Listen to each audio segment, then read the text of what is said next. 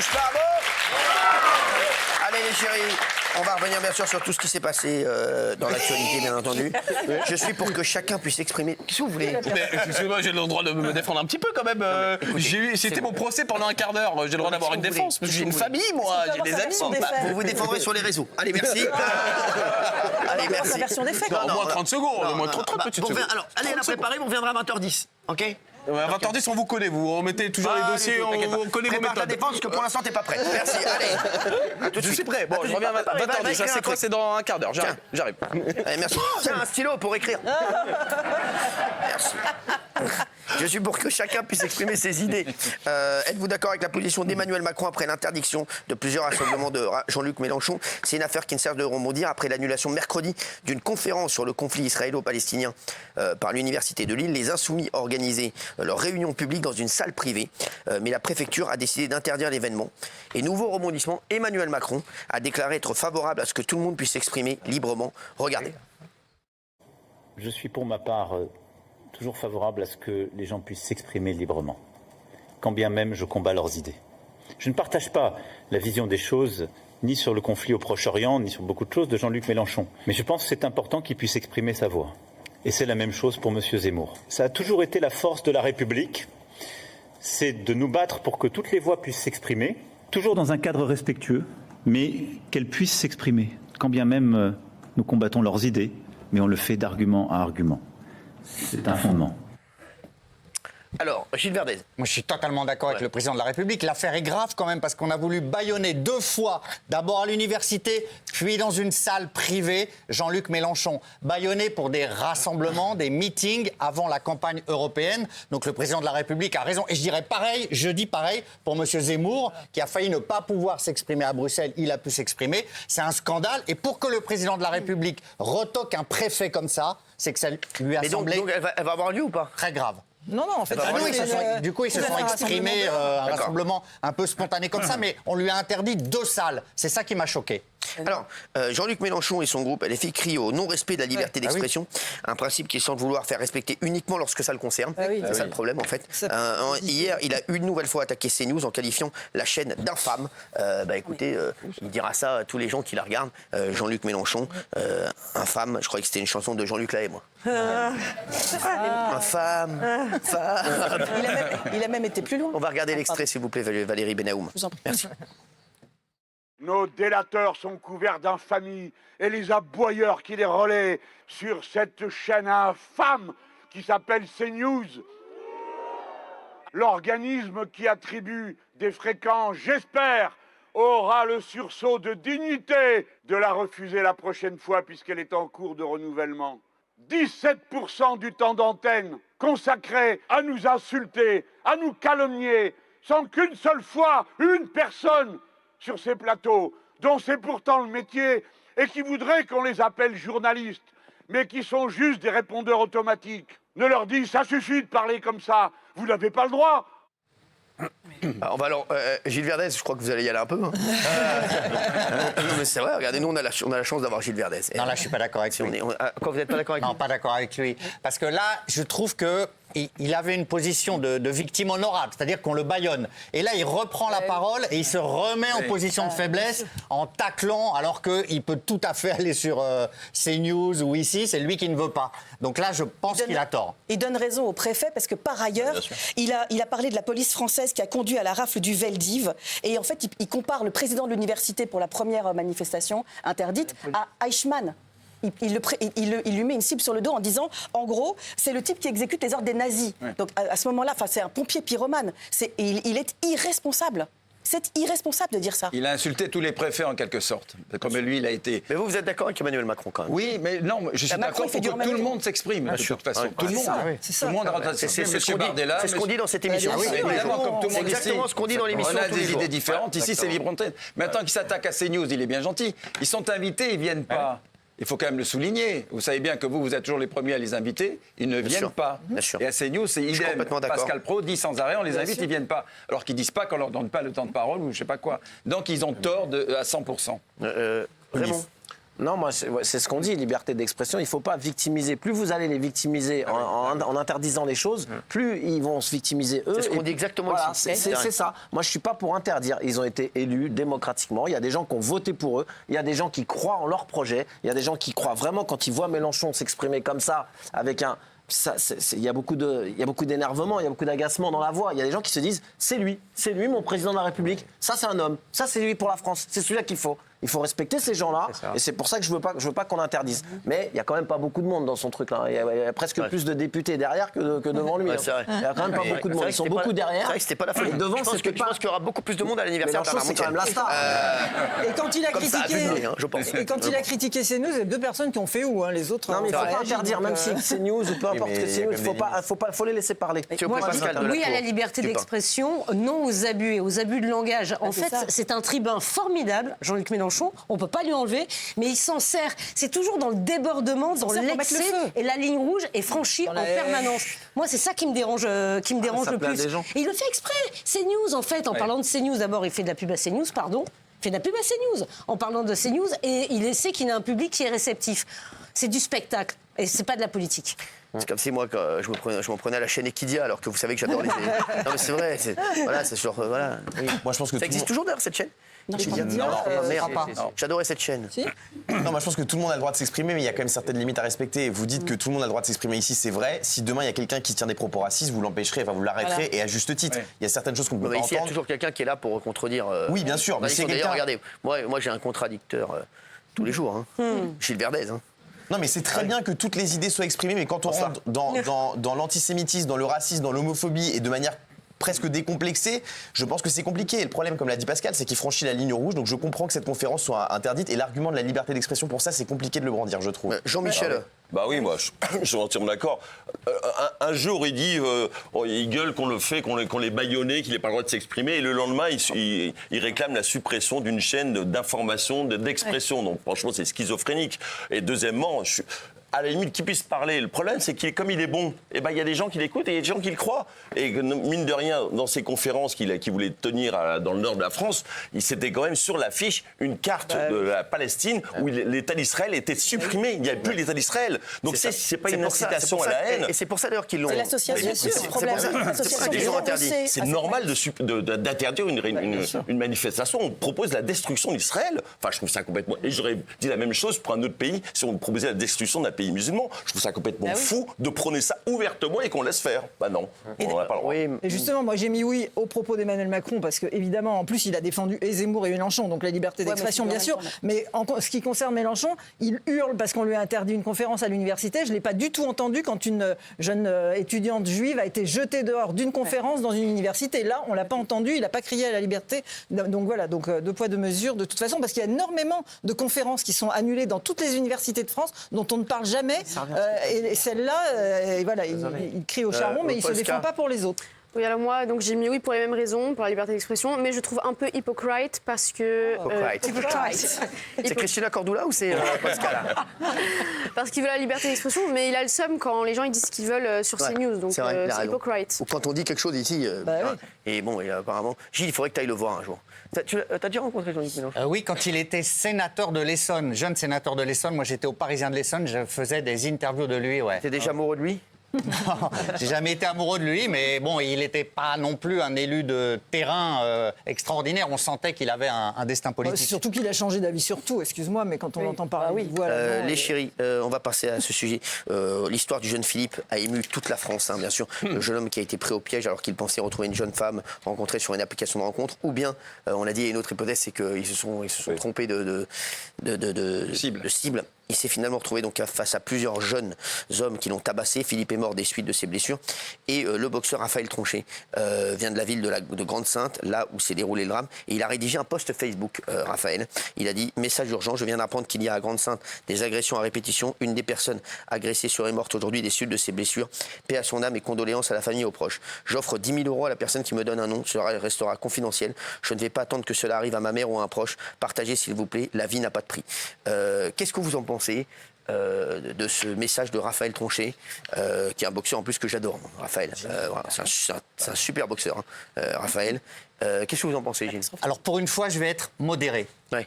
On peut pas faire un poste comme ça. On peut pas appeler à donnez-moi le nom, je vous offre 10 000 euros.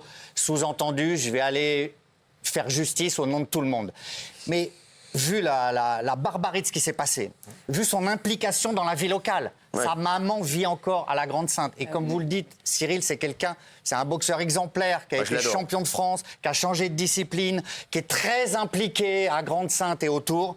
Je ne suis pas vindicatif. Voilà, je trouve qu'il a eu tort. Mais voilà, je suis très mesuré sur le sujet. Je suis comme vous, moi. Voilà. Là. Oui, parce que oui, alors il y a Benaïm qui va nous dire dans un instant. Oui, non, mais c'est bon. Vous allez avoir la parole, Benaïm, dans un instant. C'est devenu insupportable. 2 minutes. On va vous donner la parole, Valérie Benaïm. Juste, il faut toujours se mettre à la place des. Voilà. Je vous le dis, c'est toujours ça. Il a traversé des moments difficiles. Là, je te trouve très mesuré. Voilà. Et je trouve que la mesure te va bien. Voilà, ma chérie. Non, mais c'est vrai. Oui. Non, je pense que c'est un homme qui écrit sous la colère, c'est un homme qui a peur pour ses proches. Et il faut bien rappeler qu'il n'aurait jamais écrit ça si cette terrible injustice ne s'était pas produite.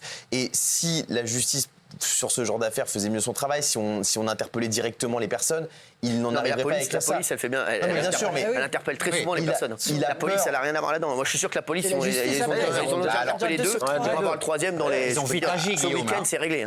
C'est la justice après. Mais je comprends qu'il écrive ça parce qu'il a peur. Non, mais tu ne peux pas dire la police, tu ne peux pas les attraper. Je veux dire, tous les mecs qui sont attrapés, c'est à chaque fois.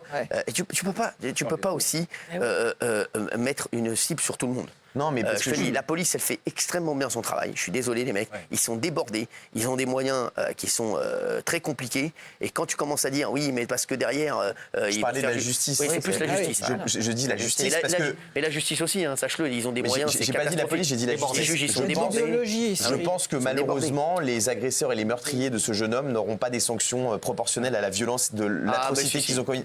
Non, mais là, il y a des mineurs. Il y a des mineurs. Mais là, pour moi, c'est pas avant. Il y a des mineurs. Pour moi, ils doivent jamais ressortir d'ailleurs. Oui, mais vous allez voir. Et moi, je pense que c'est en connaissant ça qu'il écrit ça. Valérie Benaïm. Non, mais je partage ce que dit Gilles. Simplement, on ne peut pas cautionner, c'est impossible. Mais c'est ce qu'a dit Gilles. Effectivement, il y a un drame absolu. Mais là, ça me fait penser aux affiches, vous savez, Wanted du Far West. Bien sûr. Il dit, est-ce qu'on peut revoir le tweet, pardon, mais à la fin, en gros, il dit, je ne vais pas attendre que cela arrive à ma mère ou à un proche. Qu'est-ce que ça veut dire? Ça veut dire quoi après? Je ne vais pas attendre. Et alors, une fois que tu auras le nom, qu'est-ce que tu vas faire? Une fois que tu auras le nom, ça sous-entend quoi? Que tu vas aller faire justice, que tu vas aller les défoncer? C'est pas ça la justice. Alors c'est peut-être pas ça qu'il voulait dire. Peut-être qu'il voulait dire. Donnez-moi 10 000 euros pour faire quoi? Pour les trouver, et quoi? Et quoi après? C'est le quoi après qui m'interroge et qui me pose un gros problème. Peut-être qu'il va le référer à la police. Oui, les retrouver, on ne sait pas. Il n'y a pas non plus, après, une idée de vengeance absolue. C'est pour ça que moi, honnêtement, je comprends sa colère. Il a traversé des moments difficiles. Moi, je comprends sa colère. C'est quelqu'un qui a eu une période de dépression, une famille nombreuse. C'est compliqué. Et là, il y a sa mère, il a peur. Voilà. J'entends bien, Gilles, mais ne jouons pas les naïfs. On comprend entre les lignes ce qu'il veut dire. Oui, mais là, avec vous, Valérie Benaïm, je vous dis la vérité. C'est le problème que j'ai avec vous très souvent dans cette émission. C'est que les délinquants se retrouvent victimes. Non. Puisque vous parlez des délinquants comme des victimes. Maintenant, à quel moment, dans ce que je viens de dire, j'ai dit que les délinquants étaient des victimes? Est-ce qu'en disant qu'il ne faut pas aller se faire justice soi-même, je dis que le délinquant est une victime? C'est ce qu'on lit entre les lignes. C'est-à-dire que maintenant, on dirait que c'est plus grave ce qu'il a écrit que ce qui s'est passé. Donc non, je vous dis, ce qui est plus grave, c'est ce qui s'est passé. D'un homme et d'un tweet. Ce qui s'est passé, c'est ce qui est le plus grave. Vous ne pouvez pas mettre ça sur les mêmes plombs. Quand on voit la barbarie. Vous vous souvenez du tweet de David Lisnard, le maire de Cannes, après l'agression d'Angèle? Il avait dit que si ça avait été sa grand-mère, c'est lui qui aurait été en prison. C'était un petit peu sous-entendu qu'il. Exactement. Ça avait fait polémique. Oui, mais il avait parlé avec son cœur. Moi, j'aime bien les hommes politiques qui parlent avec leur cœur. Et regardez quelques mois après. Un des 3 jeunes qui a vraiment laissé pour mort cette dame a été retrouvé dealé. Donc moi je pense malheureusement, je suis d'accord avec Valérie, on ne peut pas organiser comme ça de la justice soi-même, mais ça monte en ce moment parce qu'il y a tellement de laxisme. L'État fait faillite. Jean-Michel. Oui, moi, j'avoue que j'ai pas trop envie de m'exprimer parce que j'ai vu la photo du jeune Philippe tabassé. Catastrophique. Et du coup, j'ai eu envie à la fois de pleurer, de vomir, tellement la photo est terrible. Mais vraiment horrible aussi. pour ses proches. Et je vais vous dire, je pense que Raphaël Roncher, il a vu la même photo que nous. Et que les mecs, moi, tous les jours, j'ai des Français qui me disent Cyril, on marche sur la tête. Ça monte. Et ça veut tout dire, quand ils me disent Cyril, on est d'accord avec toi. Et c'est vrai qu'il ne faut pas se faire justice soi-même, surtout pas, parce que ça va retomber dessus. Mais Jean-Michel, je comprends ce que tu dis. Tu dis, il a parlé, et il s'est dit, c'est comme. Voilà, c'est que. On est obligé de réagir quand on voit cette photo. J'espère franchement que ses proches, sa famille n'a pas vu la photo, parce que c'est un truc qui va vite et déjà traumatisé par la mort d'un enfant, mais quand on voit la tête qu'il a, la façon dont il a été massacré, ils ont voulu franchement, je comprends toutes les colères après, même si rien ne justifie évidemment de se faire justice, mais je comprends qu'on puisse s'exprimer sous le coup de la colère.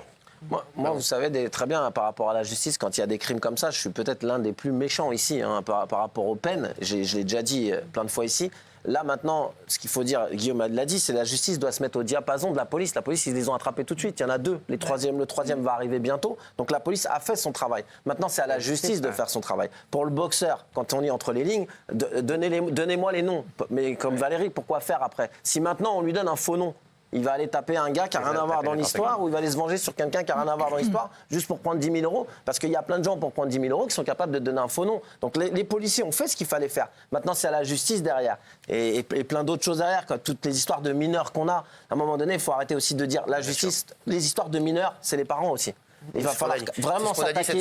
Cette semaine, on l'a dit, mais vraiment, il va falloir s'attaquer aux parents. Parce que 14 ans, tu peux pas. 14 ans, 15 ans, capable de faire ça avec les photos que tu as vues. Ça, c'est plus la justice, c'est plus la police, c'est les parents. Comment à 14 ans, tu as mis autant de haine dans ton fils, en fait?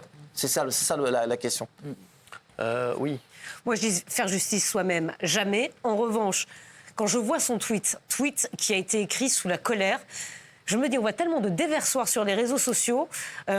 Non, mais je me dis, il prend, entre guillemets, cher pour une émotion. Je suis d'accord. Ça reste, je suis d'accord avec vous. Vous voyez ce que je veux dire? Bien pire sur les On en réseaux. fait des caisses, c'est juste une réaction. Je ne pense pas qu'il aurait donné 10 000 euros à une personne qui serait venue le voir pour lui donner le nom d'une personne. Je pense que c'est une réaction de colère. Voilà. Je suis d'accord. Peut-être. Je suis d'accord avec Pascal là-dessus. Peut-être qu'il n'aurait jamais donné les 10 000 euros, mais en attendant, tu ne peux pas enlever qu'il y a peut-être des gens qui seraient venus pour dire moi, j'ai le nom du mec qui a fait ça, donne-moi 10 000 euros. C'est super dangereux, en fait. Les chéris, on va passer à une autre info qui va pas faire remonter Daniel dans un avion de sitôt. Mercredi, des anciens salariés de l'entreprise Boeing ont témoigné devant une commission d'enquête du Sénat américain et les révélations sont plutôt très inquiétantes. On regarde ces images, on en parle juste après, c'est un truc de fou parce qu'on a déjà tous pris un Boeing ici. Ah oui, c'est à part Daniel, voilà. J'ai rien pris du tout. Elle a vu Boeing, la pièce. C'est parti, regarde. Le capot d'un moteur qui se détache, une roue qui se décroche juste après le décollage, ou encore cette porte arrachée en plein vol. Ces derniers mois, les défaillances se succèdent chez Boeing, sans aucune victime, mais elles remettent en question la sécurité des appareils de l'avionneur américain. Nouvel épisode de cette série noire, 4 lanceurs d'alerte qui ont témoigné hier devant une commission d'enquête. Je suis venu aujourd'hui parce que je ne veux pas qu'un autre Boeing s'écrase. Cela fait maintenant 6 ans que la sécurité des appareils Boeing est questionnée, notamment après 2 crashs du modèle 737 MAX qui avaient fait 346 morts. Alors Gilles. Alors c'est pas n'importe qui, c'est 4 anciens employés de Boeing, parfois à des très hauts niveaux, qui témoignent, donc qui prêtent serment devant la commission d'enquête du Sénat américain. Et ce qu'ils disent est absolument effrayant. Par exemple, l'ingénieur qu'on vient de voir, il dit j'ai alerté, on m'a dit de la fermer, j'ai eu des menaces physiques. Aujourd'hui, je témoigne parce que je vais sauver des vies. Et il y a un pilote qui a été responsable du programme des 737 qui dit une personne qui monte aujourd'hui à bord d'un Boeing risque sa vie. Vous vous rendez compte? Non mais c'est incroyable. Il faut d'urgence, moi j'ai rien contre Boeing, mais vu l'accumulation des problèmes, il faut une remise en question de tout le process chez Boeing. Sinon, quand on va monter dans un Boeing, on va penser je risque de mourir. Non mais c'est fou parce que... C'est dingue. Non mais bon, pour eux c'est catastrophique. Catastrophique. Catastrophique. Les commandes vont s'arrêter, Airbus va empocher la mise. C'est le résultat d'une guerre que se livrent depuis déjà plus d'une dizaine d'années Boeing et Airbus. Airbus, largement devant, a remporté le marché, leader mondial dans la vente et la construction d'avions. Boeing ne veut pas se laisser faire et du coup accélère les cadences et du coup squeeze des processus, des process de vérification, de sûreté, etc. Tout ça pour essayer de regagner des parts de marché et malheureusement c'est au détriment de la sécurité. Ce qui est fou, c'est que tu ne peux pas décider si tu montes dans l'avion. Quoi? Tu peux pas décider si tu peux monter dans un Boeing. C'est écrit, tu sais dans quel appareil tu peux annuler ton billet en disant non, je veux pas monter dans un Boeing. C'est un autre vol. Je suis pas sûr. Je suis sûr, les mecs. Non, aussi. Les mecs, je suis pas sûr. Mais il a raison, moi je suis d'accord avec Clément. C'est ça qu'on est pris en otage en fait, parce que si moi par exemple j'ai peur de Boeing. T'as pris un billet qui est J'ai pas pris un remboursable. billet, je suis à l'aéroport, on me dit c'est un Boeing. Ah non, je veux pas monter dans un Boeing, amenez-moi un autre. Ils vont dire qu'est-ce que tu fais, prends tes affaires, rentre chez toi. Je suis pas monté dans un Boeing. Il a raison, arrêtez de dire. Il a raison, moi je te dis que le mec, si le billet il est pas remboursable, il a raison, tu vas pas dire non, c'est quoi l'avion là? Mais déjà, tu demandes jamais. Carnet d'entretien, t'as fait la vidange, les plaquettes, ça monte pas dans l'avion. Carnet d'entretien, c'est ça qu'il y a 3 modèles chez Boeing, c'est le 737 MAX, le 787 Dreamliner et le 777. Quand vous voyez ça sur votre billet, tu vois ça, c'est chaud, ouais, c'est chaud. Mehdi, tu vas pas prendre de Boeing pour l'instant. Alors déjà que je suis pas très fan de l'avion, alors quand on entend ça, ça freine complètement. Après, est-ce que c'est pas aussi, pour prendre un peu la défense de Boeing, est-ce que c'est pas aussi des anciens salariés qui essaient de couler la boîte aussi? Ça peut aussi arriver aussi. Ils sont sous serment quand même. On l'a vu, hein. Oui, on l'a vu. Oui, mais s'il n'y avait pas eu tous ces incidents, s'il n'y avait pas eu tous ces incidents, parce qu'il y a quand même eu des crashs, il y a eu des choses très graves. Donc si on remonte sur quelques années, en fait, a posteriori, tout ce qu'il raconte, c'est vérifié par des incidents ou accidents. C'est ça qui fait peur. Et Cyril, très franchement, devant le Sénat américain, c'est pas comme dénigrer dans un tribunal civil pour obtenir des indemnes. Là, c'est plus grave quand même. Bien sûr. Tant mieux pour Airbus, hein, c'est l'avionneur européen, c'est nous, ça crée de l'emploi chez nous, c'est parfait. Merci. Non, mais c'est vrai. Merci. Les chéris, en parlant de destination, parlant d'avion, on va vous donner les destinations, les 5 destinations les plus rentables pour voyager cette année. Sachez qu'en 5e position, la destination la plus rentable, c'est Antalya, en Turquie. Le coût total d'un séjour a baissé de 12%. Voilà, c'est pour vous préparer les vacances cet été. En 4e position, c'est toujours en Turquie, c'est à Dalaman. Une ville du sud-ouest, elle a connu une baisse de séjour, des coûts de séjour de 13%. En 3e position, et écoutez bien, les villes les plus rentables, c'est Nice, qui arrive en 3e position. La France s'installe à la 3e place de ce classement grâce à la ville ensoleillée de Nice. Selon l'étude, le coût d'un séjour à Nissa la Bella a baissé de 19% en un an. Eh oui. En 2e position, les chéris, c'est Alger. En Algérie, la capitale de l'Algérie, le coût total d'un séjour il a baissé de 23%. Voilà, si vous voulez aller à Alger, allez-y, 23% en moins. Pas mal. Et enfin, en première position, c'est le Portugal, Faros. Faros au Portugal, c'est juste à quelques kilomètres de Nikos. C'est la ville la plus rentable pour cette année 2024 selon l'étude. Le coût des vacances là-bas a baissé de 24% sur un an. Est-ce que vous savez déjà ce que vous allez faire cet été? Car ça intéresse les téléspectateurs, ça m'intéresse également pour savoir si vous invitez pas une petite semaine chez vous? Si vous allez y rester ou pas, merci. Si, ce serait sympa. Ouais, non merci. Vous allez faire quoi dans votre maison? Oui. Vous allez vous retirer dans votre villa, dans votre domaine. Dans votre domaine. Hein, donc dans le sud. À côté du vôtre. Regarde, pas de S. Dans le sud. À côté de le nôtre. De le nôtre, bien sûr. Non, c'est vrai, vous allez dans le sud? Oui, je reste. Oui. Juillet-août? J'ai même pas eu le temps d'y retourner depuis le mois d'août. Donc juillet-août? Oui, si je peux, oui. C'est pas une interrogation, hein. Ça va. Non, mais je vous dis oui, aucun problème. Bien sûr, je vais chez moi. D'accord. Quand même. J'espère que je serai invité. Non. Si. Non, De toute façon, il paraît que vous allez débarquer quand même sans prévenir. On m'a déjà prévenu. Ah oui? Oui, Raymond m'a dit ça. Ouais, c'est vrai. Bravo. Alors moi, j'ai rien de prévu si ce n'est que je vais descendre quoi qu'il arrive à Antibes, parce que c'est ma ville que j'aime. On va aller à Antibes. J'adore, mes parents sont en appartement là-bas. Très bien. Donc voilà. Et voilà, vous notez Antibes. Oui. Ça va être peut-être 15 jours. Mais après, je ne sais pas. J'ai encore rien prévu. Très bien. Vous? Moi, très honnêtement, je vais attendre de savoir où va Sacha pour pas aller au même endroit.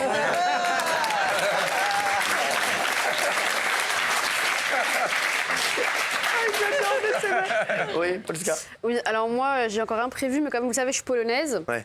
Mais je suis métisse du côté de mon mec. Ouais. Et du coup, j'aimerais énormément faire un pays d'Afrique. Voilà. D'accord. Je sais pas encore lequel. Bah, allez, pays d'Afrique, je sais pas. Loin. Vous pouvez m'en citer quelques-uns? Oui. Allez-y. Alors, il y a la Côte d'Ivoire. Oui. Côte d'Ivoire, Il y a- faut y aller. Oui, il y a Bamako. Alors, c'est Il y a- pas un pays, ça. C'est un pays. Bamako, c'est pas un pays. Hein. Des pays, on te dit. Oui, il y a... Bon, bah, allez en Côte d'Ivoire, comme ça sera bien. C'est vrai. Côte d'Ivoire, tu peux. Vous emmerdez pas, allez en Côte d'Ivoire, oui. Bon, moi, la seule chose qui est sûre, c'est les Jeux Olympiques.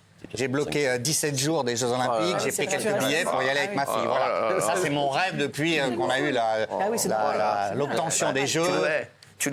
Tu nous écriras. Voilà, c'est mon truc. D'accord, c'est tout. Oui, vous. Moi, j'ai prévu peut-être de descendre dans le sud et d'aller chez l'habitant. Donc, Bernard qui a. Ah, mais je ne suis pas l'habitant. Bernard qui a un grand cœur. T'as un grand cœur, Bernard. Donc. Pas du tout. Tu ne refuserais pas. Alors, pas du tout. Pas d'étonnant, il a idée de Non, mais j'espère Royan, mais bon. Moi, un peu la famille au Maroc et après Faro. Au Portugal. Et après, j'attends un coup de téléphone d'un ami. J'attends le coup de téléphone de Jean-Pierre Foucault pour faire un peu d'impro, comme chaque année, un petit peu d'impro, et peut-être faire chez Bernard. On ira ensemble. Avec plaisir. Je sais pas. Pascal. Moi, je suis sûre que vous ne viendrez pas me voir. Je vais aller en Dordogne chez moi dans le Périgord. Est-ce que ça vous tente? J'adore, mais pourquoi je viendrais pas? Je sais pas. Parce que vous préférez aller chez Bernard. Pas du tout, c'est juste que. Voilà. Là, je suis très jalouse. Dans le quartier. Dans le quartier. C'est qu'on n'est pas. Enfin, je sais pas. Quoi? Qu'est-ce qu'il y a? Non, j'allais dire qu'on était. Qu'est-ce que vous avez là? Vous tournez autour du pot. Qu'est-ce qui se passe? Je n'ose pas tout dire. Qu'est-ce qui se passe? Vous connaissez ma discrétion. Non, mais... on n'habite pas si loin que ça. Hein. Non. Oui, c'est le sud, le grand sud. À Paris, oui. À Paris aussi, oui. Oui. Aussi. Pourquoi aussi? Je sais pas. Mais moi, c'est pour vous. Je sais pas, hein, je vous respecte. vous avez un pied-à-terre près de chez lui, c'est ça? Je vous respecte. Pas du tout, mais non, parce que je suis. Voilà, Quoi? On n'a pas compris là. Quoi? Qu'est-ce qu'il y a? Dire. Qu'est-ce que vous alliez dire? Je viendrai chez vous. Moi, j'hésite entre New York et Strasbourg. Ah oui. J'hésite entre les deux, et après, je viens chez vous, première quinzaine d'août. Ah ouais. On peut Je s'inscrire. viens de le décider, là. Bah, moi, je fais mon grand retour cet été, je vous l'annonce, je serai là du 1 au 15 août. Non. Je serai là. 15 jours. Oh, que ça me fait plaisir. Mais dis, qu'est-ce que tu fais? Alors déjà une petite semaine dans le sud. Ouais. Et puis Chez après... Bernard Montiel aussi? Ah bah, si Bernard m'invite, pourquoi pas. Et puis après, je reste ouvert à toute invitation de votre part, Cyril. Et toute invitation de la part de Daniel aussi, hein, parce que la Royan, c'est sympa aussi. Hein. Ouais, c'est sympa aussi. mais Fait le tour de tous les chroniqueurs, vas-y. Voilà, je fais ma tournée cet été. Exactement, avec grand plaisir. Allez chéris, on va se retrouver dans un instant. On va reparler avec la vérité qui compte. Vous avez vu, on va parler aussi people. Tempête à Dubaï. Bon, les influenceurs français au plus mal. Vous avez vu aussi l'affaire Pierre Palmade qui rebondit encore. Inès Reg, il y a encore une sortie de Inès Reg sur Valérie Trierweiler. Apparemment, c'est la guerre entre les deux. C'est une darka.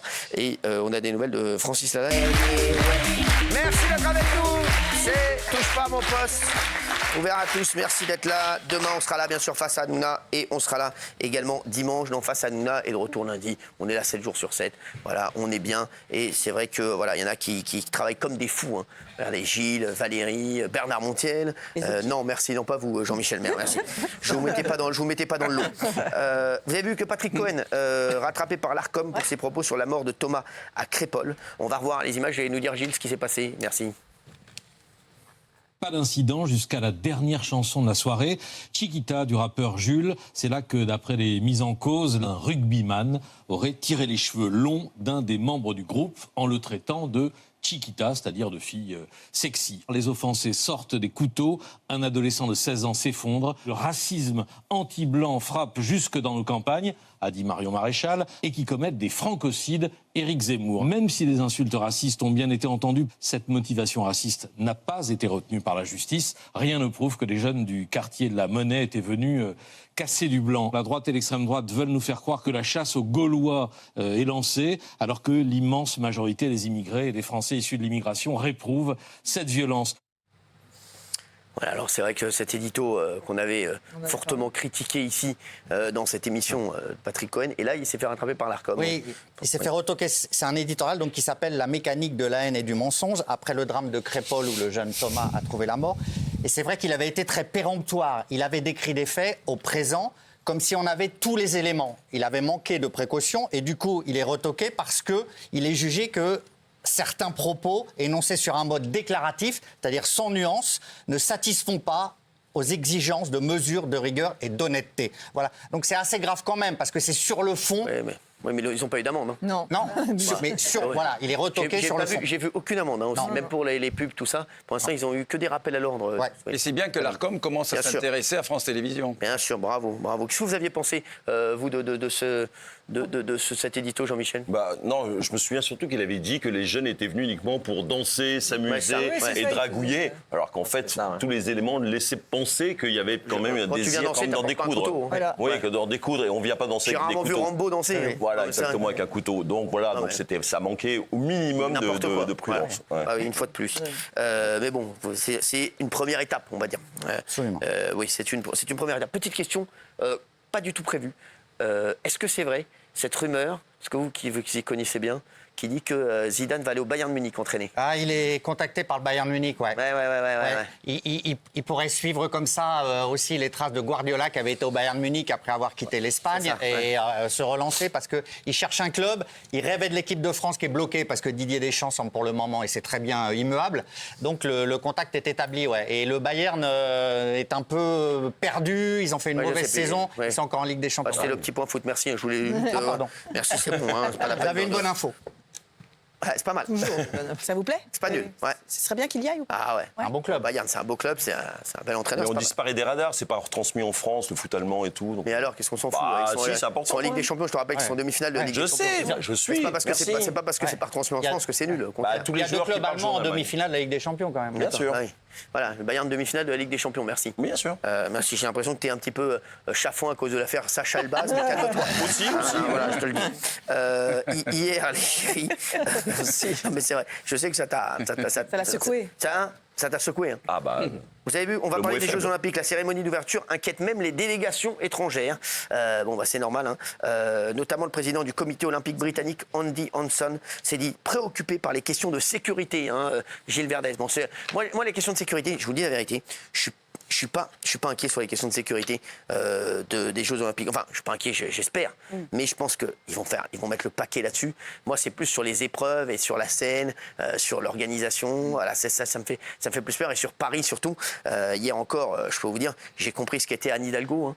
C'est-à-dire que même quand il n'y a pas de voiture, il y a des embouteillages. C'est un truc de fou. Non mais elle a réussi un truc incroyable, Anne Hidalgo. C'est les embouteillages sans voiture. C'est fou. Non mais franchement, c'est la seule qui a réussi ça. Et je dis bravo. Ouais, c'est une prouesse technique. Non mais sans rigoler, tu peux te balader à 4h du matin à Paris, il y a deux voitures, et ben deux voitures font un embouteillage. C'est Anne Hidalgo, c'est incroyable. Franchement, c'est un génie. Mais vraiment, c'est un génie. Hein. Jamais j'aurais cru. Mais c'est pas possible. Elle fait, non mais les travaux à Paris, je vous le dis, il y a plus de rues en travaux à Paris que de rues sans travaux. C'est un truc de fou. C'est une catastrophe, je vous le dis. Paris est une catastrophe. Je le dis encore parce que ça me rend fou tous les jours. Sachez-le, Paris est en train de partir en décrépitude. J'espère vraiment que ça va bien se passer pour les JO parce que c'est une vitrine importante. Et autant j'ai grandement confiance au ministre de l'Intérieur, Gérald Darmanin, autant j'ai grandement pas confiance en Anne Hidalgo. Voilà, donc je sais pas si c'est elle qui s'occupe, et je sais qu'elle a pris un petit peu la main sur les JO, donc je peux vous dire, Anne Hidalgo qui prend la main, généralement, c'est nous qui nous prenons la tête. Et surtout, est-ce que les travaux seront prêts à temps? Parce que les Champs-Élysées, par exemple, ils devaient être complètement transformés. C'est catastrophique. On est à 3 mois des JO, il n'y a rien. Ils devaient refaire intégralement, ça devait être tout vert, etc. Je ne sais pas ce qu'elle fait. Je ne sais pas ce qu'elle fait, je ne travaille. Je ne sais pas si. Je sais pas, à mon avis, c'est pas possible. À mon avis, elle est encore partie à Tahiti en secret. Mais c'est pas possible. Je n'ai jamais vu ça. Vraiment, c'est une catastrophe, Gilles Verdez. Et le monde entier est inquiet. Et je pense que le monde entier est inquiet aussi parce qu'ils savent ce qu'a fait notre maire de cette ville. Et sachez-le, hein, vraiment, tous ceux qui habitent hors de Paris et qui habitent dans d'autres villes qu'à Paris. Voilà. Il habite à Paris. Les pollués. Les pollués.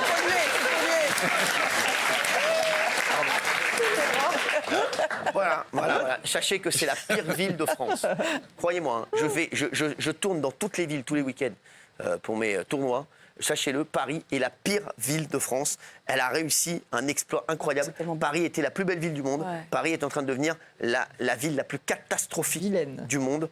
Et c'est fou parce que c'est comme si vous avez un immeuble et un appartement magnifique et que vous le détruisez. Tous les jours et c'est fou. Paris, voilà, on ne le reconnaît plus et je sais que Gilles Verdez la soutient, mais Gilles Verdez, une fois de plus, j'espère que tu seras dans l'échec puisque Gilles Verdez. Merci. Maintenant, carrément, vous espérez que. Bah oui, je te le dis, oui. J'espère que Rachida Dati ou quelqu'un d'autre viendra nous sauver assez vite des mains de cette terrible mère qui nous fait tant de mal tous les jours. Et qui est en train de me rendre fou et qui est en train de rendre fou tout le monde. Sachez que les personnes âgées, je vais finir avec ça après, les personnes âgées à Paris, être une personne âgée à Paris, aujourd'hui, c'est c'est pas possible. Vous ne pouvez Et pas. les personnes en situation de Les handicap, personnes en situation- exactement. c'est un enfer. Mehdi, Ah oui Mehdi, C'est un Mehdi, enfer. comment Bien tu sûr. fais à Paris? Ah oui. Bah, c'est horrible. C'est horrible, il y a problème de voirie, problème de transport en commun. Bien sûr. Et c'est terrible. Et ce qui est le plus dommageable, c'est que ces personnes-là ne se retrouvent pas confrontées à toutes nos problématiques. Moi, je les invite, nos politiques, à venir passer une journée avec nous en situation de handicap, prendre un fauteuil, prendre une canne et se rendre compte justement de toutes ces difficultés-là. Et je pense que tant que il n'y aura pas eu ces mises en situation, on n'avancera pas. On n'avancera pas. Mais voilà, on a le cas de Mehdi. Et à 100 jours des JO, ça fait peur. Bien sûr que ça fait peur. Ça fait peur. Et je vais vous dire, On veut Paris, être une c'est vitrine, et catastrophique. on en est loin. Les jeux paralympiques. Catastrophique. Et pour les personnes âgées, mais je vais vous dire, c'est catastrophique. Elles ne peuvent rien faire. Elles ne peuvent plus se déplacer. Les personnes âgées sont cloîtrées chez elles parce qu'elles ne peuvent plus aller voir leurs petits-enfants. Complètement. Elles ne peuvent. Non, je vous jure, c'est vrai. mais C'est devenu n'importe c'est la quoi. réalité. Et elle est en train de pourrir la vie de tout le monde. C'est extrêmement grave. Sachez-le ce qui se passe, parce qu'on en rigole, mais c'est extrêmement grave. Voilà, je le dis. Et Gilles Verdez, j'aimerais bien savoir quelle est ta réponse pour défendre l'indéfendable dans ce que vient de dire Mehdi ou dans ce que je viens de dire. Si tu as une réponse, fais-la. Si tu es comme Sacha Elbaz et que tu es pris, bien sûr, la main dans le pot de confiture, eh ben, tu nous le dis. La réponse sur la situation inconfortable par rapport au handicap, évidemment, Voilà, j'en ai pas. le démago de service. On était sûr qu'il n'allait pas dire à Mehdi, non, tu dis des bêtises. Ah Ça, non, c'est sûr. évidemment Ça aurait qu'il a été raison. ça aurait été Benaïm qui aurait dit ça, tu aurais dit Valérie Benaïm, tu dis des bêtises. Ah oui, Mais tu Gilles dis Verdez- n'importe quoi, Benaïm. Gilles Verdez, Non, mais- une fois de plus, on voit encore ta folie ambiante. Non, mais ça aurait été Benaïm, la pauvre, elle se serait fait fracasser. Bien sûr, à juste titre. Mais voilà, donc voilà. Non, mais il a raison sur le handicap, c'est inadmissible. Je l'aurais dit, il aurait dit non, je suis pas d'accord. Anne Hidalgo, elle a fait beaucoup de choses pour le Non, mais handicap. elle a rien fait pour le handicap, elle a rien fait, on est clair. Elle a rien Après, fait pour sur les rien. travaux, je suis pas d'accord avec vous. Ouais, Voilà. bien sûr. Mais comment tu peux être pour les personnes âgées, tu te rends compte de Paris comment c'est? Oui. Bah oui, alors, voilà. Bah en plus on est bientôt une. Donc je te le dis. Transport en commun, voilà ce que je dis, ce que j'arrête pas de dire. Ouais. Il faut les améliorer, ça va après. Tu vois des vieilles dames prendre les transports en commun. Non, mais arrête un peu avec tout ce qui se Dans passe aujourd'hui et puis même l'escalator, aujourd'hui il- dans les faut descendre escalators. 40 Les pannes d'ascenseur. Excuse-moi, pour les personnes en les pannes situation de handicap, d'ascenseur. Tu peux plus marcher sur un il y a, trottoir. il y a Qu'est-ce qu'il un dit comme formidable bêtise documentaire qui s'appelait Dans la peau d'un handicapé, Oui. où tu voyais notamment une personne qui se mettait donc C'est dans votre la peau d'un ex-mari qui l'a produit. C'est mon ex-mari qui l'avait produit, sais. c'était formidable. C'est les deux seules choses qu'il a fait incroyables. C'est Il a clair. fait beaucoup de choses incroyables. Et les deux seules choses qu'il a fait incroyables, c'est produire ça et Et mon fils. votre fils et surtout Formidable. avoir l'amour de Valérie Benaïm. Non, C'est beau, c'est beau, c'est beau.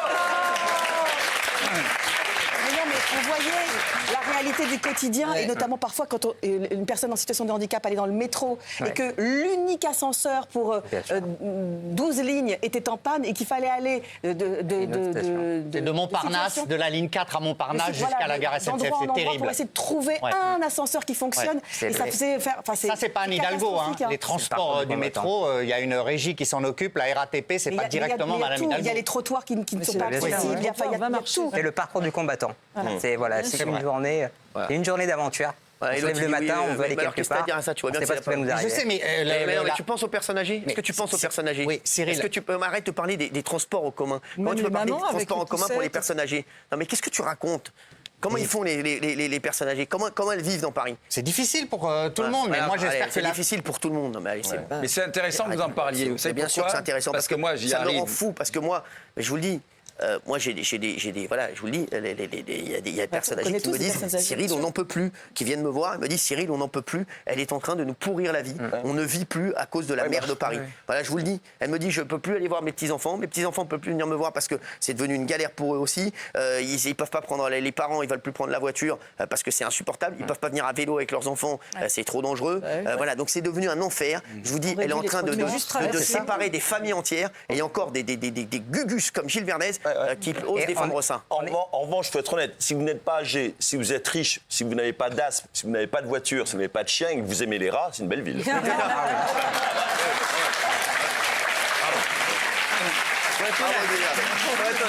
Bravo Jean-Michel, tu as très bien résumé tout ça. Merci mon Jean-Mi. Il y a quelqu'un qui a quelque chose à rajouter? Cyril, je veux juste rajouter qu'on est tous concernés par cette problématique de mobilité et d'autonomie. Bien sûr. Voilà, on va tous vieillir, comme tu l'as dit. Bien sûr.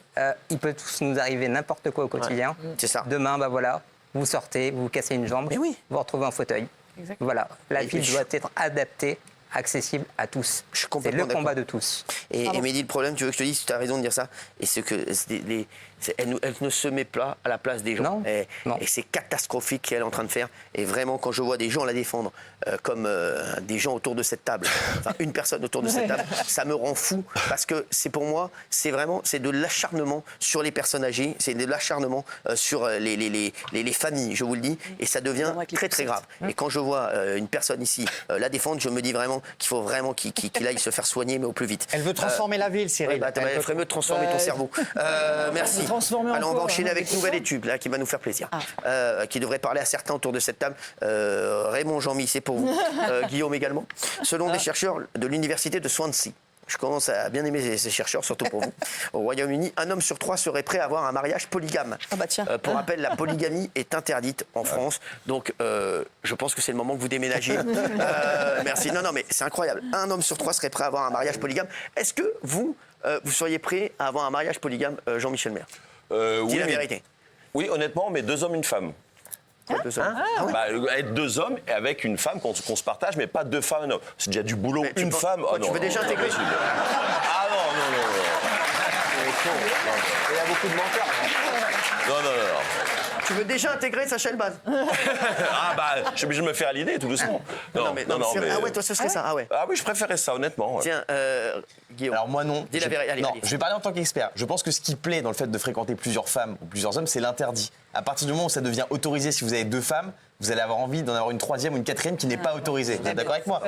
C'est la théorie du charreau. Mais je veux vous inquiéter. Mais donc je pense que quand on banalise le truc, qu'on rend le truc mariage, qu'on rend le truc officiel, ça ne devient plus du tout intéressant. On perd le sel de la tromperie qu'on aime tant. Qu'on aime tant. C'est vrai, non, mais on vibre un peu quand on. À mon avis, je vais vous dire, il y en a 2 qui vont passer un très sale week-end, c'est Guillaume Janton et Sacha Elbaz. Je peux vous dire, j'aimerais pas passer leur week-end. Raymond. Moi, je suis pas d'accord du tout avec eux. Je veux bien essayer, moi. Tu mets 2 ou 3 femmes chez moi, j'essaye. Je vois si t'as déjà essayé. Je vois si ça me saoule ou pas. Si ça me saoule, je vous dirais, ça me saoule finalement. 2, 3 femmes, ça me saoule. Mais il y a beaucoup de menteurs. 1 homme sur 3. Bien sûr. 1 homme sur 3, c'est-à-dire il dit non, 2 femmes, non, je préfère rester qu'une seule femme. Les mecs, arrêtez. Si tout le monde est d'accord, hein? Et 6. Si les 6 sont d'accord et que 6 sont c'est à toi que je pose la question. Comment ça se passe? Comment ça se passe? Mais si les 6 femmes sont d'accord, je dis ok, Raymond.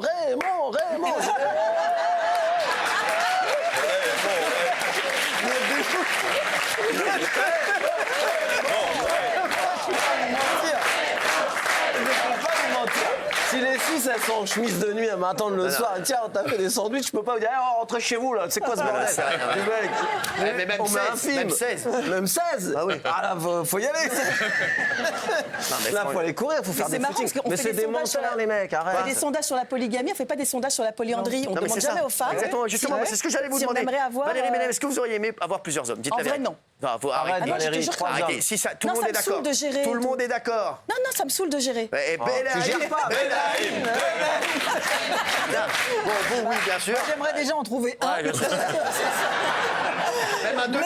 Mais ça peut être un fantasme quand même. Moi, je détesterais. Non, les gars. Non, ouais. Arrête. Bah non, moi. Il n'y a pas d'adultère, il n'y a pas d'infidélité. Quand on vous entend, tout le monde est un avec un. Moi, je suis d'accord avec ce que disait Guillaume, l'interdit. Voilà, c'est ça, c'est le sel.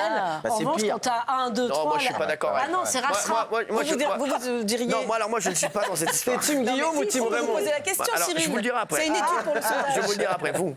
Moi non, parce que je me dis, si mon mec il accepte de me partager, c'est qu'il m'aime pas. C'est bizarre. Mais non, mais c'est pas votre mec ne vous partage pas, c'est vous qui choisit. Bah oui, mais si j'ai 2 mecs, c'est qu'ils me partagent du coup.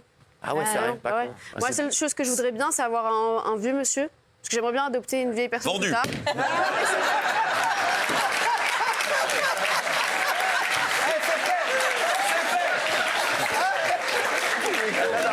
Adopter une vieille personne, oui.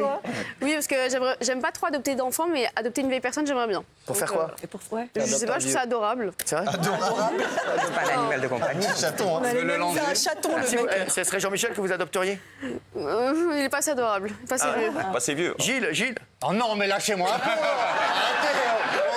c'est Bernard. Bon, Je j'aimerais bien rappelle, adopter ceux qui Bernard. nous rejoignent, je rappelle que Gilles Verdez a dans ses Non, colliers serrés Cyril, arrête, avec arrête. Polska en boîte de nuit. Je peux vous dire qu'il était à Strasbourg, il a vite oublié Paris. Il voudrait adopter Bernard. Non, ça c'est serait vrai, Bernard, l'idéal. Ouais, Bernard, Tu vas adopter c'est mignon, ça fait de mal à Tu vas personne. mélanger Ouais. Allez, bah, c'est bon. Ah, c'est bon. Langer, ça veut dire quoi? Merci.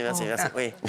Oui, quelle est la question? Alors, Non, mais j'ai déjà du mal à gérer une fatou, vous imaginez deux. je vais me barrer, Impossible. moi. Non, mais c'est impossible. je vais me barrer, Comment moi. voulez-vous que je C'est vrai. fasse? franchement, j'en ai Le bal marre des des menteurs hypocrites, dans cette je me émission. barre. Vous êtes une émission de menteurs Sans et d'hypocrites. déconner. Que ce soit dans la politique ou dans les relations des ouf. sentimentales, vous êtes un hypocrite, un Vous menteur. avez raison, Cyril. Voilà. Transparence. Et vous alors? Alors, moi. Ah, mais c'est dans un monde idéal. De C'est pour le fiction. sondage, Oui. Cyril, c'est vraiment pour les Dans la chiffres. fiction, Moi, c'est je vais la vous dire. science. Moi, je vais vous dire. Pub. On a parlé de la ville de Paris. Ça, c'est fait. Non, mais arrêtez. Mais moi, vous savez très bien que je suis en dehors de tout ça. Moi. oui. Non, mais sans rigoler. Ah oui, bien sûr. Vous Ne savez dites pas que bien, vous n'avez pas de Rachel. zizi. Vous savez bien. Non, c'est pas. Vous Raymond, faites tu pas sais bien que je suis en avancer dehors le de tout ça. Oui, t'es en dehors de tout ça. Mais s'il y a 4 femmes, tu rentres chez toi, les 4 elles sont d'accord. Et elles disent Cyril, on t'attendait alors, qu'est-ce que t'as foutu? On t'attendait. On a fait le dîner, on est toutes les 4 sur le canapé. Ouais, Priscilla, Johanna, machin. Qu'est-ce que tu vas dire? Non, rentrez chez vous. Ou tu vas dire, bon, mettons un petit film sur Netflix, tranquillement. Il fait froid dehors. Vous êtes comme mes sœurs. Vous êtes comme mes sœurs. Mais quel type? Déjà, c'est sur MyCanal que je regarde. Voilà. Mais comment tu gères en vrai? C'est-à-dire lundi, mardi, Mais tu improvises, tu verras bien si tu n'y arrives pas. Écoutez, moi, je sais pas comment il gère. On se retrouve dans un Si instant. t'arrives pas, t'abandonnes. Et vraiment, mais Gilles Verdez, quel hypocrite. Ça me tue, les chéris, ça me tue. C'est un manipulateur. Qui? De qui parle-t-on? Raymond. Gilles. Ouais, à tout de suite.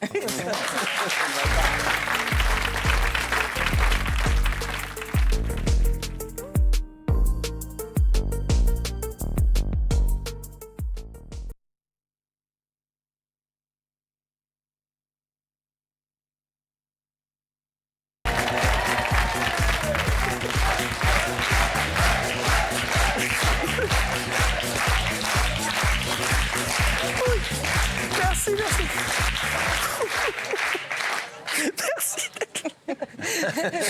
Merci d'être là. On va faire le point people. Voilà. C'est Jean-Michel Maire qui a sorti une vanne à la pause. Je crois pas. Elle a dit. Allez, les chéris. Elle était destinée à qui, la vanne? Ah, il vaut mieux pas que tu demandes. Allez, je voulais revenir sur l'énorme tempête qui a touché Dubaï ces derniers jours. Une tempête qui a fait beaucoup de dégâts, notamment chez les influenceurs. Ils sont nombreux à avoir partagé des vidéos. Regardez, ça fait peur, regarde. Le plafond, il vient de s'écrouler. Je suis choquée. Voilà, bébé, on est aux Maldives, on est sur un pilotis, on peut se jeter à la mer, c'est vraiment parfait. Je vais pleurer, ça y est. On s'est aperçu qu'il y avait de l'électricité partout, donc on peut plus du tout sortir de la maison. Sinon on peut s'électrocuter. C'est bon, la Ferrari elle est morte. Je peux même pas me laver parce que si je me lave, l'eau elle remonte. On peut pas cuisiner, il n'y a plus de gaz, il y a très peu d'électricité dans la maison. Bon bref, c'est un scandale, c'est un carnage. Un seul mot d'ordre, on est sous l'eau. Alors, oui, Gilles. Ah bah ça, ils sont sous l'eau et il y a une nouvelle tempête. On en parlait tout à l'heure avec Bernard. Il y a une nouvelle tempête qui va arriver à Dubaï. Donc l'aéroport est fermé. Et c'est vrai que comme rien n'est prévu, il n'y a pas d'évacuation, pas de tout à l'égout, rien. Les matériaux ne sont pas adaptés. Du coup, les influenceurs français sont inondés. Il y a une influenceuse qui s'appelle Julia, qui elle, alors, il y a la tempête, il y a tout, mais elle s'en fout, elle passe quand même le produit. Elle passe quand même le produit, regardez. Donc bref, là j'ai mis les enfants au bain, je gère entre nettoyer la maison et puis m'occuper des enfants. Je vais faire aussi mes petits soins du visage et je vais en profiter pour vous laisser un gros code promo sur... Je sais que tout comme moi vous adorez ces produits, ce sont les Crazy Day. Sur vous avez moins 40% avec mon code. C'est mythique. Franchement, c'est mythique, sans rigoler. Elle a des cernes jusque-là, les cheveux gras. Non, mais la meuf, c'est la fin du monde. Mais non, alors, je voudrais quand même vous parler de mon produit. Non, mais c'est des génies. Ça manque pas, c'est extraordinaire. C'est extraordinaire. Dans le point People, on va parler également des déclarations de Lio, la chanteuse. Vous connaissez Lio? Les brunes comptent pas pour des prunes. Et c'est Banana Split. Exactement. Poire Belle Hélène. Sans parler de Profiterole. Elle a été interrogée par le journal 20 minutes, Lio. Elle est revenue sur son passage culte dans Tout le monde en parle en 2006. Elle avait pris position dans l'affaire Bertrand Cantat, Marie Trintignant. Elle a affirmé qu'il s'agissait pour elle d'un passage fondamental dans sa prise de parole, malgré la présence de Thierry Ardisson. Et elle dit c'est un manipulateur que je ne respecte pas, Thierry Ardisson. C'est ça, Gilles? Absolument, oui, elle est très véhémente. Parce qu'elle s'exprimait à l'époque sur l'affaire Bertrand Cantat, Marie Trintignant. Et on lui avait rétorqué en quelque sorte qu'il y avait une excuse de crime passionnel. À l'époque, il n'y avait pas eu MeToo, il n'y avait pas eu tous ces féminicides dont on parlait. Et en quelque sorte, elle estime que l'émission avait défendu quelque part Bertrand Cantat, ce qu'elle n'a pas supporté encore aujourd'hui. Oui, c'est vrai. On peut la comprendre. On la comprend très bien. L'émission date de 2006. Il y avait sur ce plateau Muriel Cerf, qui avait fait un livre justement pour défendre, enfin pas défendre, mais en tout cas minimiser le rôle en tout cas de Bertrand Cantat. Je rappelle, Bertrand Cantat qui a été un assassinat pratiquement, c'est dans la nuit du 26 au 27 juillet 2003. À ce moment-là, c'est un texto qui a enflammé l'histoire, hein, parce que vous savez que sur son portable, il faut bien reprendre le dossier, sur son portable, à ce moment-là, Marie Trintignant avait reçu un SMS de son ex, Samuel Benchetrit, avec qui elle tournait à ce moment-là un film. D'accord. Et ce SMS terminait... Le film, c'était Janis et John. Vous savez, c'est la vie de Janis Joplin avec John Lennon. Ouais. Et Benchetrit terminait son SMS en disant « Tu restes ma petite Janis ». Il l'a très mal pris, Bertrand Cantat. Ils se sont disputés, ils se sont venus aux mains tous les deux. Et évidemment, il y a eu quand même 19 coups qui ont été portés au visage, ce qui est quand même un truc impensable. C'est indéfendable. Il faut arrêter avec le crime passionnel. Voilà, on comprend totalement Lio. La guerre continue. La justice britannique refuse définitivement de prendre en charge la sécurité de Harry et Meghan. Donc ils sont en Californie en ce moment, les deux. Ouais. Alors qu'est-ce qui se passe? C'est-à-dire qu'ils ont fait une demande auprès des USA, enfin en tout cas auprès de l'Angleterre, pour qu'on prenne en charge leurs frais de sécurité rapprochés. Alors, leur sécurité rapprochée coûte, il faut le savoir, 7 800 € par jour. Par jour? Ce qui fait à peu près 2 800 000 par an. Ah ouais, quand même. Ah ouais. Et le Parlement anglais a refusé, tout simplement, et à juste titre, à mon sens, de prendre en charge, surtout qu'il faut rappeler quand même le livre Le Suppléant qui était sorti 1 an plus tôt, où justement, dans ce livre d'Harry, qui dénonçait un peu tous les travers de la couronne, et de tout ce qui se passait en coulisses. Voilà. Donc les Anglais ne supportent pas ça, qu'on critique la couronne, qu'on critique le peuple anglais, les décisions. Gilles. Il y a plein de décisions qui lui sont contraires. Il a fait appel, ça ne marche toujours pas. Parce qu'on lui dit, vous n'êtes plus dans la famille royale, vous êtes quelqu'un de privé, si vous venez chez nous, ben vous payez. Et le ministère de l'Intérieur a quand même été sympa, puisqu'il lui accorde une protection au cas par cas. C'est-à-dire qu'ils étudieront à chaque fois. Ouais, avec des fenêtres quand il vient. Quand il viendra, voilà. Alors lui, il se réfère à chaque fois à ce qui est arrivé à Diana. Voilà, et lui, il dit « je ne veux pas que les paparazzi nous poursuivent et que ça survienne ». Mais aujourd'hui, la justice britannique lui dit non et il est condamné à payer les frais de justice. 90%. Mais ils ont renoncé à toutes leurs charges aussi. Ah ouais? Ouais. On va regarder la photo people de la semaine. C'est Clint Eastwood, énorme acteur, c'est un de mes acteurs préférés. Clint Eastwood, qui inquiète ses fans après sa dernière apparition publique. Regardez, il s'agit d'une photo de Clint Eastwood. Le cinéaste est apparu très affaibli lors de sa dernière apparition publique. Regardez. Ah ouais, Clint Eastwood, non mais c'est un truc de fou. Il a 93 ans. Incroyable. 94 ans. 94 ans. Dans 42 jours. C'est incroyable. Et oui, il est du 31 mai 1930. Mais c'est fou. Et il a tourné 83 films et il est suivi par des millions de personnes aux USA, évidemment, qui suivent sa carrière. Et là, tout le monde s'est interrogé parce qu'on ne l'avait pas revu en public depuis 547 jours. Oui, tous les fans contrôlent tout à chaque fois. Et là, ils ont été extrêmement surpris du visage. D'abord, c'est la première fois qu'on le voit avec la barbe. Et ils ont été extrêmement... tout le monde s'interroge en même temps. On se dit, mais... Oui, Gilles. Très amaigri, difficulté d'élocution, c'est vrai que ça fait un peu peur. Alors, il est ressorti pour une noble cause, c'est une manifestation écologique. Voilà, à Carmel, c'est la ville de Californie, une magnifique ville dont il a été maire, c'est sa ville. Voilà. Donc, il est ressorti là. C'est vrai qu'on dit qu'il tourne un film depuis déjà longtemps, juin dernier, je crois. Mais c'est vrai que là, l'image fait peur, très peur. Oui, mais il a 94 ans. Oui, c'est l'histoire de la vie. Ça fait peur aux fans. C'est ce que j'allais dire, c'est l'histoire de la vie. Parce qu'on l'a pas vu. C'est vrai qu'on l'a pas vu. C'est comme on l'a pas vu depuis très longtemps et que tout d'un coup ça nous frappe. Non, mais on le voit encore avec l'inspecteur Harry. Paris avec un flingue. Hugo Qui va Frey, rester tout le temps Bien comme sûr, et ça. on le voit encore Et dans c'est l'histoire de le la vie, maître c'est de très guerre. beau. Suédois. Hugo Frey. Qui a 96 ans cette année. Je suis fan absolu. Il est en pleine forme. Mais lui, c'est une énigme. On souhaite qu'il reste en pleine forme très longtemps. Ah oui, Hugo Frey, vraiment. Qui est un Il y a homme même pas de comparaison. exceptionnel. Incroyable. Je suis fan absolu du Il y a Hugo Frey. 2 ans de plus que Clint Eastwood. Oui, mais c'est bon, merci. Et Hugo Frey, qui est un amour de mec. Je l'adore. J'espère qu'un jour, il viendra nous voir parce que ce serait... vous le savez, c'est un homme incroyable. Il regarde l'émission tous les soirs. Mais je l'adore. Je l'adore, ce mec. Et je peux vous dire que c'est un beau gosse. Non, mais sans rigoler. Un playboy. Il vient de se Hugo Frey. marier. C'est un truc de fou. Je vous l'amène la semaine prochaine. Mais vraiment, je vous le dis. Mais il vous adore. Je l'adore, moi aussi. Je l'adore. C'est un mec exceptionnel. Et c'est vrai qu'il connaît mon papa, d'ailleurs. C'est vrai que mon papa l'adore aussi, adore Hugo Frey. Et c'est vrai que c'est un mec exceptionnel. Et 96 ans. Au mois de septembre prochain. Et vous avez vu comment il est, même si énervant. Il se lève le matin et dès qu'il met son jean et ses bottes, il est Hugo Frey. Ah ouais. Pourquoi avant c'est qui? C'est pas ça.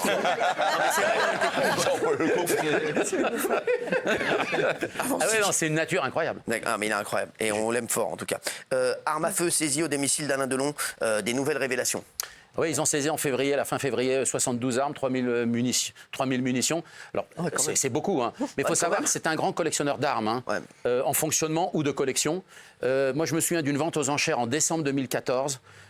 C'était Cornet de Saint-Cyr qui avait vendu pour l'équivalent de 2 millions d'euros d'armes de la collection d'Alain Delon. Bon, il avait racheté la Winchester, vous savez, au nom de la loi de Steve McQueen. Il y a des armes qui sont vendues à 40 000 euros pièce. C'est ça le truc. Et d'autres à 400 euros. Mais ça fait une moyenne pour faire plus d'1,5 million. Je voudrais juste dire à ma fille que son père travaille. Elle m'envoie toute la journée, ma fille, que je suis en émission ou pas. Papa, oui. Tu fais quoi? Je travaille. T'as pas des places pour Jules? C'est incroyable. Voilà, donc je m'en occupe. 2 minutes. Voilà. Oui. L'affaire va relancer la guerre entre les enfants d'Alain Delon. Alors, ce qui se passe, c'est que donc au moment où il y avait eu la perquisition, Anouchka Delon avait dit ça ne m'étonne pas, puisque moi, quand je viens à Douchy, donc dans le Loiret, la propriété d'Alain Delon, je viens avec un garde du corps, parce que mes frères jouent à m'intimider, se déguisent en cow-boy et sortent les armes. Voilà. Ce à quoi Anthony Delon avait répondu: Anouchka, calme-toi, l'été dernier, tu t'entraînais avec un ex du GIGN, avec un Glock. Et ce Glock, tu l'as emmené en Suisse illégalement, puisque l'arme était illégale. Ce qu'on peut vous révéler aujourd'hui, c'est que Anthony n'a pas dit la vérité. Le Glock, il a été retrouvé dans la perquisition. Donc il a accusé à tort Anouchka. Anouchka, quand elle se déplace, vient avec son enfant en bas âge, prend le train, donc emmener une arme aurait été illégal. Voilà, donc guerre relancée. La seule bonne nouvelle, c'est que Alain Delon, qui est très fatigué, et qui, Cyril, ne se soigne plus. Ça, c'est une info, il ne se soigne plus. Voilà, il est chez lui, et là, il a eu une éclaircie dans la tempête, dans la grisaille, parce qu'il a été honoré d'une médaille remise par l'ambassadeur ukrainien en France. Il est très proche du président Zelensky. Ils avaient eu en 2022 une conversation télévisuelle à distance. Et là, l'Ukraine l'honore et ça l'a beaucoup touché. On sait que tous les hommages étatiques et officiels lui font vraiment plaisir. Donc voilà, c'est une lueur d'optimisme dans une affaire qui rebondit. Donc là, l'affaire, sinon, entre les enfants, c'est toujours la guerre. Toujours la guerre. Rien ne va plus entre les enfants. C'est toujours la guerre. conflictuel. Patrick, c'est toujours la guerre entre les enfants. Il dormait. Très bien. Monsieur, ça va.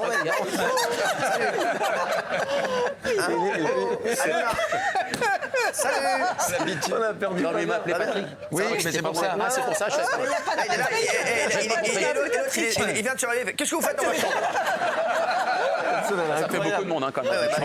Non, mais c'est encore la guerre entre les enfants. Ah, mais c'est la guerre. Puis surtout, ça rejoint des problèmes financiers très importants avec les curateurs ou les tuteurs. Parce que toutes ces ventes d'armes, tout ce qu'on saisit comme ça, les tableaux, les œuvres d'art, les bronzes, on a oublié d'en parler. Évidemment, tout ça, on ne sait pas où est passé l'argent. Ça devrait faire partie de la succession. Mais on se demande où est passé l'argent quand tout a été vendu sur les 5 ou 10 dernières années. Il y a un contrôle fiscal, Cyril. Hein. Il y a un contrôle fiscal sur vous savez, les 100 000 euros qui avaient été retrouvés dans la salle de bain dans une boîte par Héromy Rollin. Donc il y a un contrôle fiscal. Et le contrôle fiscal, il va s'intéresser à la provenance de ces 100 000 euros. Héromy Rollin dit que ça vient du Japon. Mais est-ce que ça proviendrait de la vente de tableaux? Et puis le contrôle fiscal, il peut être élargi aussi à d'autres choses. Alors on va parler de l'affaire Pierre Palmade. Les résultats de l'expertise psychiatrique dévoilés. Gilles, après, il va nous... Oui, Gilles.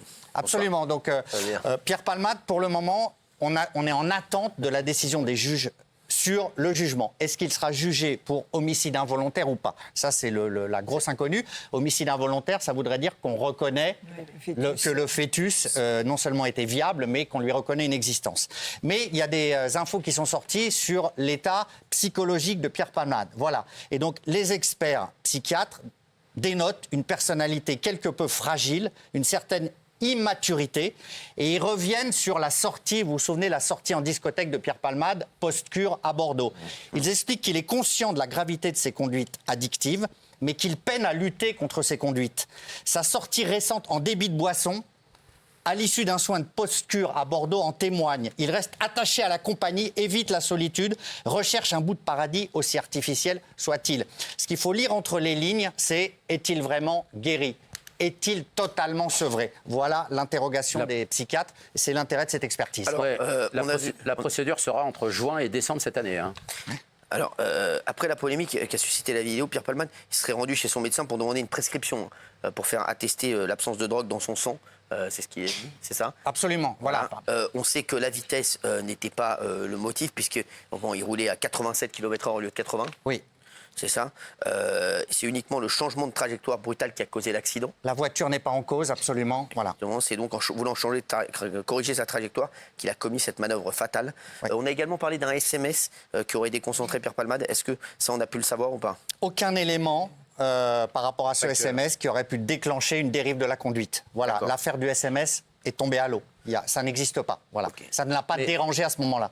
Mais l'angoisse des avocats de Pierre Palmade, c'est surtout qu'il soit, comme l'a dit très justement Gilles Verdez, c'est-à-dire c'est l'homicide involontaire qui soit retenu. Parce que quand c'est un homicide involontaire, Cyril, on est susceptible de faire entre 5 et 7 ans de prison et 75 000 € d'amende. Alors que si c'est des blessures involontaires, le responsable de l'accident court 3 ans d'emprisonnement et 45 000 € d'amende. Et l'avocat des familles, lui, prennent un exemple dans le sud de la France, où il y a eu un chauffard qui a renversé une femme enceinte sur un passage flouté. Et là, l'homicide involontaire a été retenu. Ah oui.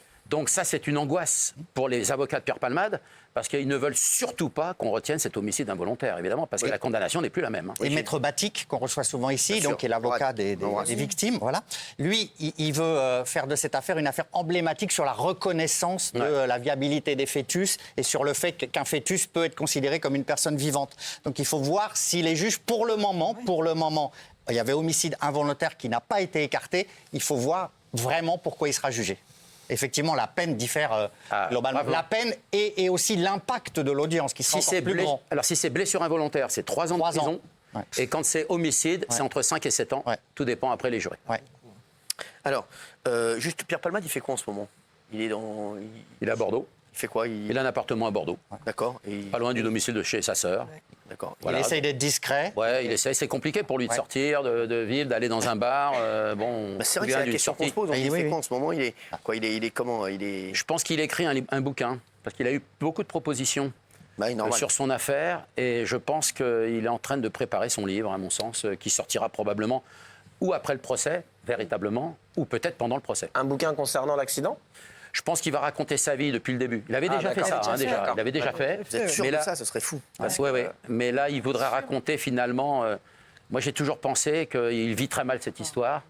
L'écriture, c'est une thérapie. Mais Fabien, avant le procès, ce serait risqué quand même. Est-ce que ce ne serait pas jugé comme une sorte de provocation qui pourrait rendre les juges très mécontents d'une exposition publique? Je suis étonné quand même. Je pense qu'il ne fera pas de télévision ni rien, c'est évident. Mais par ailleurs, parfois, les juges interdisent l'exploitation d'un drame personnel. Oui. Il y a François Rollin, l'humoriste, qui a dit... Qui a toujours soutenu, qui s'est fait un peu défoncer aussi par certains, parce qu'il vient de redire que Palmade restait son ami. Moi, je vais vous dire, je préfère un mec comme ça, 100 fois, un mec comme François Rollin, désolé, qu'un mec qui laisse tomber son ami. Je suis désolé, il peut avoir fait une faute, bien sûr. Je suis sûr que François Rollin, il cautionne pas ce qui s'est passé. Évidemment. Mais c'est pas pour ça que c'est plus son ami. Et vraiment, il y en a plein qui lui tombent dessus à François Rollin. Je trouve ça, mais vraiment pathétique. D'ailleurs, j'ajoute que le comportement de Muriel Robin avait choqué des millions de Français. Bien sûr. Le fait même qu'elle interdise ses sketchs pour éviter qu'ils touchent de l'argent lors de la diffusion par la SACEM, ce qui aurait permis quand même aussi aux victimes de toucher de l'argent indirectement. Je trouve que ça a choqué beaucoup de retirer son amitié parce qu'il a fait une faute très grave évidemment. Il s'est pas levé un matin pour dire je vais aller tuer quelqu'un. Mais comme dit Cyril, ils ont tous fait la bringue avec lui, ils ont tous été en soirée avec lui, ils l'ont tous vu faire, ils l'ont tous. Alors et maintenant, il ne peut pas l'arrêter, d'accord, tu pouvais pas l'arrêter, tu pouvais pas le soigner, je suis d'accord. Mais à un moment donné, moi je suis quand ce que dit François Rollin, je suis d'accord avec Cyril. Complètement. C'est son pote, c'est son pote. Voilà, t'as merdé, C'est à vie. mais t'es mon pote et je reste ton pote. Et les autres qui se sauvent, ouais, je veux plus de palmade parce que j'ai peur pour mes spectacles, j'ai peur pour ma promo, j'ai peur de ceci, donc je vais pas faire de blagues et je vais cracher sur palmade. Comme ça, on va continuer à m'inviter à la télé et je vais faire ma vie. Ça, c'est pas des amis. Moi, Gilles Verdez soutient Anne Hidalgo, ça reste mon pote. Voilà, ça reste mon pote. Bah oui. Francis Lalanne et Dieudonné annoncent faire une liste commune pour les élections. Quelles élections? Quelle liste? Pourquoi? Comprenez-vous que ça fasse scandale, vous? Alors Gilles, racontez-nous cette affaire. Moi, je comprends totalement que ça fasse scandale. Ils s'allient tous les deux, ils font une sorte de liste citoyenne, voilà. Ça s'appelle France Libre. Voilà, France Libre, une liste de mécontentement. Moi, très franchement... C'est pour les européennes, là? Pour les européennes. On peut encore faire des listes? Oui. C'est pas encore déposé. D'accord. Oui, on peut encore constituer sa liste. Alors, c'est quoi l'histoire? Alors, faut savoir que le 14 septembre 2023, ils ont mis en place un spectacle ensemble, Dieudonné, avec Francis Lalanne. C'était au Zénith de Paris. La préfecture a interdit le spectacle 48 heures avant. Personne n'en a parlé d'ailleurs à l'époque, souvenez-vous. Hein. On n'a pas eu l'écho de ça. On a parlé. Très bien. Si vous regardiez un peu plus l'émission, vous le sauriez. Merci. Et donc là, ils présentent cette liste aux Européennes, France Libre. De tous les mécontents, alors que ce soit pour les gens, les anti-vax, tous les gens qui contestent toute forme d'opposition aujourd'hui à la République, à la démocratie, etc. Toutes ces listes d'opposition. Alors bon, ça soulève quand même des discussions importantes. Ouais, très bien, encore une fois de plus, partout. Est-ce que ça va aller au bout, cette affaire, Gilles Verdez? Je pense qu'ils vont constituer leur liste. Ah oui, d'accord. Oui, je pense que là... il y a suffisamment de mécontents, ouais. Oui, mais bon, est-ce qu'ils vont les rejoindre? Faut voir, en tout cas... voilà. Les meetings vont être compliqués quand même. Hein. Si les préfectures n'autorisent aucune... Ils disent que la République est contraire à la démocratie, que le peuple renonce à sa souveraineté dans une République, etc. Ça peut séduire certaines personnes en marge de la société en ce moment. Hein. Ça peut, voilà. Moi, je pense que s'ils se lancent là, à une faible distance de l'élection, c'est pour aller au bout. Tout ça reste très clivant. Ils annoncent une alternative à la dictature politicienne. Ouais. Voilà. Merci. Bruno Vandelli, poursuivi dans une nouvelle affaire de corruption de mineurs. Bruno Vandelli, on se rappelle, là, c'est le chorégraphe, bien sûr, qui était dans Popstar. On a vu Yanis Marshall qui a fait des révélations concernant leur relation. Et donc là, ce serait pour une autre affaire. Oui, il était jugé à Grasse pour une affaire de corruption de mineurs. Alors, on lui reprochait, il était jugé avec son ex-mari.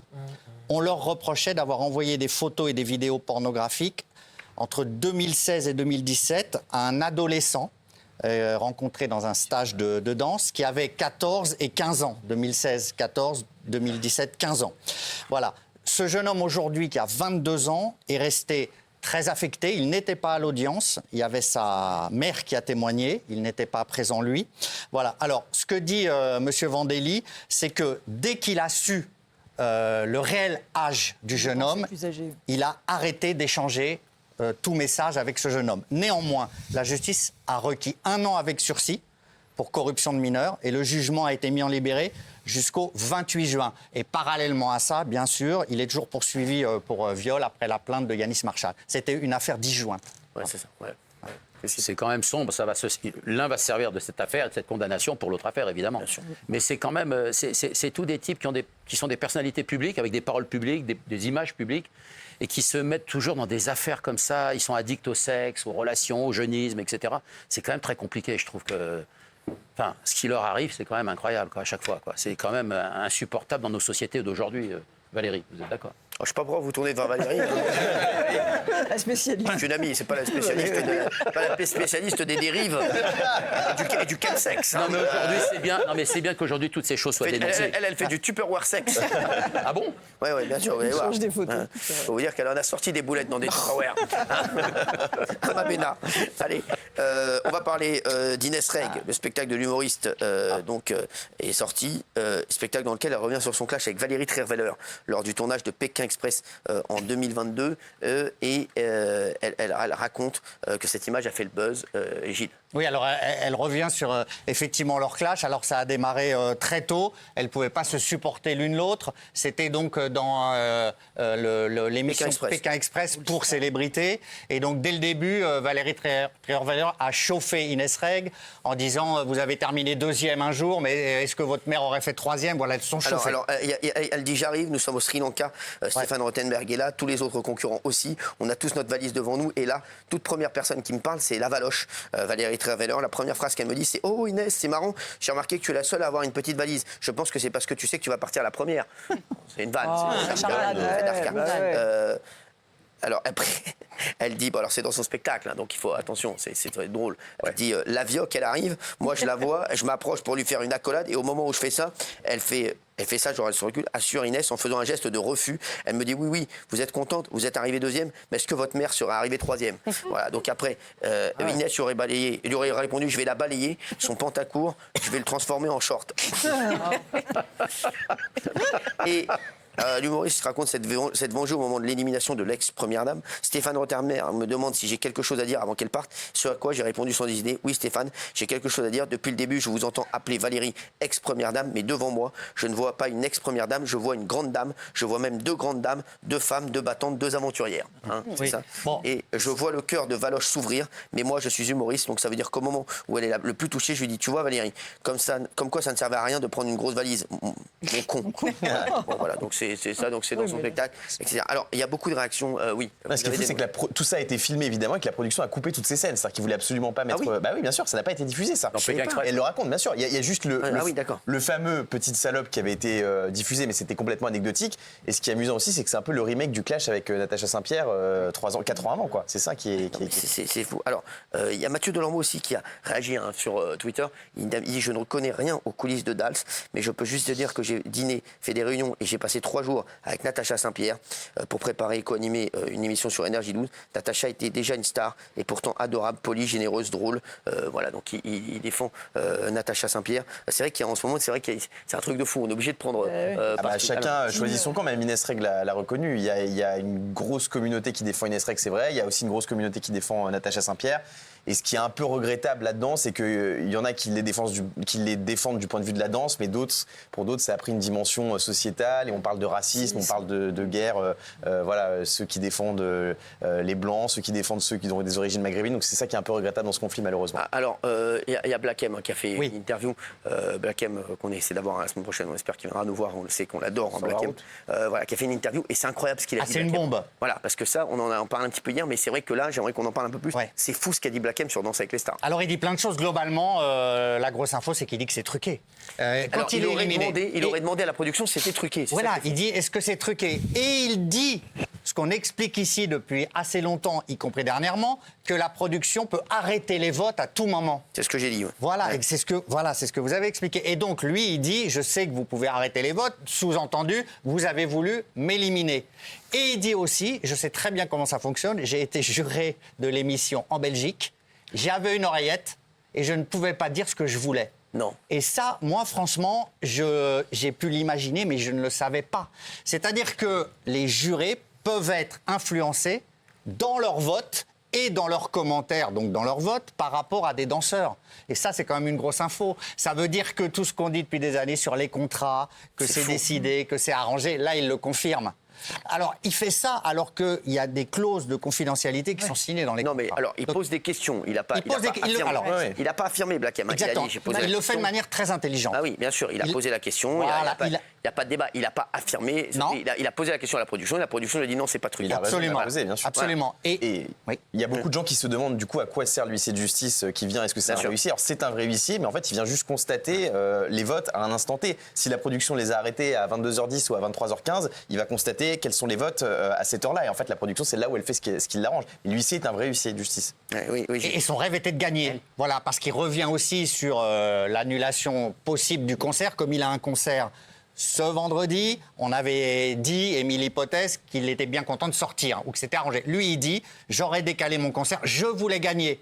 C'est pour ça qu'il est amer. Il dit, moi, mon rêve, c'était de gagner, comme d'autres ont gagné, et ont, entre guillemets, relancé ou lancé leur carrière. Je crois qu'il cite Taïk, notamment. Voilà. Et il dit, moi, je voulais gagner, donc je voulais rester, absolument. Bon, lui, il n'a pas besoin de relancer sa carrière, ça marche pas. Non, mais je veux dire, il voulait créer une nouvelle dynamique. Je ne voulais pas du tout dire qu'il était en difficulté, mais il rêvait de gagner, comme d'autres. Il cite d'autres. Quand tu y vas, c'est pour rêver de gagner. Si tu fais un truc, c'est pour gagner, c'est pas pour participer. Est-ce que cette nouvelle saison de Danse avec les stars, avec ce clash qui se passe avec Inès Reg, ça serait pas la saison de trop?